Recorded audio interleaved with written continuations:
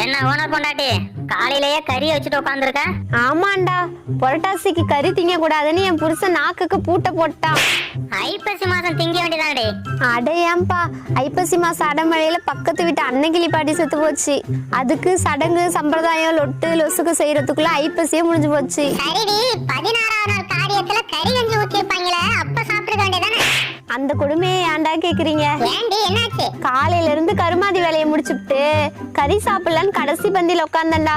கறி எடுத்து வாயில வைக்கலான்னு போறேன், இந்த கரும்பு முடிச்சவன் எங்க இருந்து வந்தான்னு தெரியல. கறியாடி முக்கியம்னு சண்டையை போட்டுட்டு கைய புடிச்சு தரன்னு இழுத்துட்டு வீட்டுக்கு வந்துட்டான். சரி விடு ஓனர் பொண்டாட்டி, அவனுக்கு என்ன பிரச்சனையோ சண்டை போட்டிருக்கான். பாவம், அவனும் கறி திங்காம தானே வந்திருப்பான். அவன் கறி தின்னதால தான்டா பிரச்சனையே. என்னடி சொல்ற?